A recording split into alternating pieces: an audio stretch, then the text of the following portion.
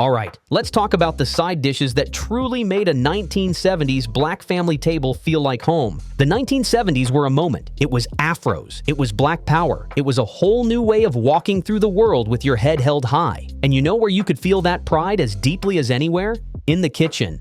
That decade saw a powerful shift. The foods that our grandparents and great-grandparents cooked out of necessity, the greens, the beans, the parts of the animal others threw away, weren't just survival anymore. We named them. We called it soul food, and in doing so, we claimed it. We transformed those humble ingredients into a celebration, a direct line back to Africa, a delicious act of cultural reclamation. The side dish wasn't just something next to the chicken, it was the star of the show, packed with history, memory, and a whole lot of love. Every bite was a statement. This is who we are. So let's take a trip back. Let's remember 30 of those essential side dishes that black mothers and grandmothers cooked with a sense of purpose and joy in the 1970s. These are the dishes we want back, not just on our plates, but in our regular rotation, carrying that same spirit forward. First, you have to start with the greens. This was non-negotiable. Collard greens, slowly cooked for hours until they were melt-in-your-mouth tender, weren't just a vegetable, they were a ritual. In the 70s, you might still find a ham hock seasoning the pot, but smoked turkey necks became a popular alternative, adding that deep, savory flavor without always relying on pork. The pot liquor at the bottom of the pot was liquid gold, meant to be sopped up with a piece of cornbread. Then there were the mustard greens, cooked with a bold hit of garlic for a sharper, peppery kick. And you couldn't forget the turnip greens, often cooked with their little purple-tipped roots thrown right in the pot, adding a slightly sweet, earthy dimension. Cabbage had its place too, often fried down with bacon until it was sweet and silky, a humble vegetable turned into pure comfort. The bean and pea dishes were the hearty, dependable backbone of the meal. Black-eyed peas were more than food. They were hope and good luck on a plate, especially on New Year's Day. Field peas, simmered slowly, were their creamy, delicate cousin. Red beans and rice was a weekly tradition in many homes, creamy, spicy, and profoundly satisfying. Butter beans, which are really mature lima beans, and lima beans themselves were often stewed with a big piece of ham, creating a rich, brothy dish that felt like a hug. And Hoppin' John, that glorious combination of black-eyed peas, rice, and pork, was a direct culinary link to West African dishes like Ghana's waki, a connection that resonated deeply in the 70s era of Black pride. Now let's talk about the starches, the dishes that brought the sweetness and the substance. Candied yams were a centerpiece. In the 70s, with a bit more economic freedom, the recipe got even more decadent. Sweet potatoes were baked in a bath of butter, brown sugar, cinnamon, and nutmeg, and then, in a stroke of genius that defined the era, topped with a blanket of marshmallows that were toasted until bubbly and golden. It was celebration food. Cornbread dressing, never stuffing, was essential for holidays. A savory, herby bread pudding that soaked up all the gravy. Fried corn was summer on a plate, fresh corn kernels scraped right off the cob and sautéed in butter until some bits got beautifully browned and crispy. Succotash, that colorful mix of lima beans, corn, and sometimes okra or tomatoes, was a celebration of garden vegetables. For something creamy and indulgent, there was the squash casserole, often made with yellow squash, cheese, and a buttery cracker topping. And let's not forget hominy grits, especially in the South, served creamy and cheesy as a savory bed for shrimp, or just enjoyed with a pat of butter. The salads and cold dishes brought the bright, sharp, and refreshing notes that cut through the richness. Macaroni and cheese was in a category all its own. This was never the boxed kind. This was a baked masterpiece, with a custardy, cheesy interior and a perfectly crisp top. Every family had the recipe, and debates over who made it best were serious business. Was it extra sharp cheddar? A dash of hot sauce? A layer of cheese on the bottom of the pan? It was a love language. Potato salad was another battleground of family pride. Was it yellow mustard or no mustard? Sweet pickle relish or dill? The balance was everything, and a great potato salad earned you lifelong bragging rights. Coleslaw provided the crucial crunch, often dressed in a sharp, tangy vinegar sauce rather than a heavy mayo one. For a bracing, pickled punch, you had cucumber and onion salad in vinegar and water, and pickled beets that stained everything a vibrant pink. Black-eyed pea salad was a lighter, vinegar-based take on the classic pea, perfect for warmer days. Finally, the fried and stewed vegetables offered texture and deep concentrated flavor. Fried okra, coated in cornmeal and fried until crunchy, was a finger food favorite.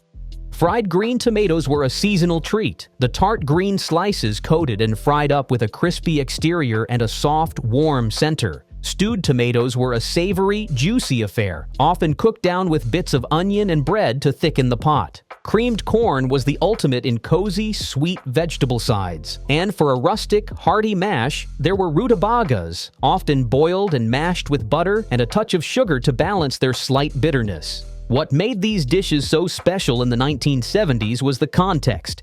This was post-civil rights. The Great Migration had spread Southern cooking to cities like Chicago, Detroit, and New York. Aunts in Oakland and cousins in Cleveland were adapting family recipes with what they could find, creating new urban variations.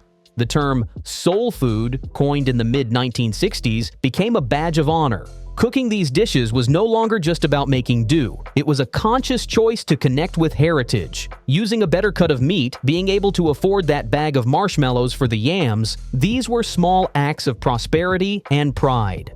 The kitchen became a site of cultural memory, where stories were passed down with the recipes, often without a written word. A pinch of this, and a handful of that, wasn't just a recipe instruction. It was an heirloom. Now, you might look at that list and see delicious food, and you'd be right. But the real story, the heartbeat of that 1970s kitchen, was never just about the ingredients in the pot. It was about the why. It was about the transformation that happened when a mother stood at her stove, when a grandmother passed down a technique, and when a community decided that their food was worthy of a name, worthy of celebration.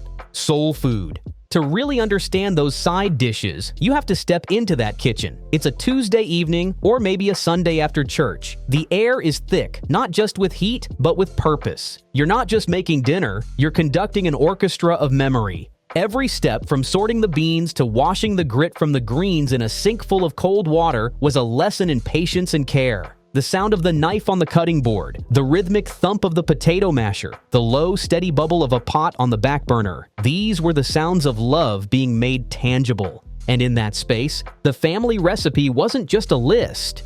It was a living thing, a secret handshake. Every family had the mac and cheese, the potato salad, and woe unto the cousin who showed up with a store-bought version. These recipes were defended like family honor. Was the potato salad base a mustardy yellow or a creamy white? Did the collards get a splash of vinegar at the end or a pinch of sugar during the cook? Did you put eggs in your cornbread dressing? These details were tribal markers. They told you where your people were from, the Carolinas, Georgia, Alabama, and how far back the knowledge went. A mother's pinch of nutmeg in the yams might have been her own mother's trick, learned from her mother. A whispered piece of wisdom that survived the Middle Passage. Cooking was the original social media, the way culture was uploaded from one generation to the next. This is where the 1970s shift becomes so powerful. In previous decades, especially during the Depression, these dishes were born from sheer necessity. They were poverty foods, making magnificent meals from the scraps others wouldn't touch. Ham hocks, fatback, turnip tops, the neck bones. They were meals of ingenuity and resilience. But by the 1970s, for many families, there was a new chapter. The civil rights movement had fought for and won a measure of access. The Great Migration had moved people to industrial jobs in the North and West. There was, for a growing black middle class, a little more money in the pocket. And here's what they did with it. They didn't abandon the food. They elevated it. They chose it. That bag of marshmallows melting on the candied yams wasn't just sugar. It was a statement. We can have this now. We can make our tradition even sweeter. Swapping a smoked turkey wing for a ham hock wasn't just about taste. It was about option, about variation. Being able to buy a block of sharp cheddar and a block of Monterey Jack for the macaroni and cheese, instead of relying on government cheese, was a quiet victory. The dish remained, but its meaning evolved. It went from a symbol of what we had to eat to a symbol of who we are and where we come from. It was cultural pride served on a melamine plate. This reclamation happened at the exact moment the term soul food entered the national lexicon. Coined in the mid-1960s, it exploded in the 70s alongside afros, bell-bottoms, and black power fists. Soul meant the essence, the core of Black experience, in music, in style, and undeniably in food. To call it soul food was to argue that this cuisine was intrinsic to Black American identity, born from our specific history of enslavement, adaptation, and triumph. It was a direct rejection of the shame that had sometimes been attached to these country foods. Now, they were a source of unity and power. Restaurants like Sylvia's in Harlem became not just eateries but cultural landmarks, places where the community gathered and where others came to understand a piece of that soul. The connection back to Africa, always present in the ingredients, became a point of conscious celebration. Dishes like Hoppin' John weren't just tasty, they were edible history, a cousin to West African rice and bean dishes. Okra, that essential vegetable for gumbo and stews, was a direct African transplant. The use of rice, of stewing greens, of creating one-pot meals, all of these were techniques that crossed the Atlantic. In the 1970s, with a growing movement towards Black nationalism and Afrocentricity, recognizing these links on your dinner plate was a profound act. It rooted the family in a story much larger and older than the American South. Finally, we have to talk about urban evolution. The Great Migration didn't just spread people, it spread recipes and forced them to adapt. A grandmother's perfect cornbread, made with a specific stone-ground cornmeal from Mississippi, had to be recreated with what was on the shelf at a Chicago grocery store. The result? New variations. Maybe a sweeter cornbread emerged in the North. Maybe collard greens in Los Angeles were cooked with a different kind of smoked meat. The core soul remained, but the expression changed. The Sunday dinner table in Detroit became a fusion point, where Southern tradition met industrial city life. This adaptability was the tradition. It always had been. From the slave gardens to the urban kitchenettes, making a way out of no way was the deepest ingredient of all. So, bringing these dishes back isn't just about nostalgia for flavor. It's about reclaiming that kitchen space as a site of power, memory, and identity. It's about understanding that when you slowly wash a bunch of collard greens, you are performing the same patient act your ancestors did. When you argue with your sibling about the right amount of sugar in the cornbread, you are participating in a living, breathing cultural debate.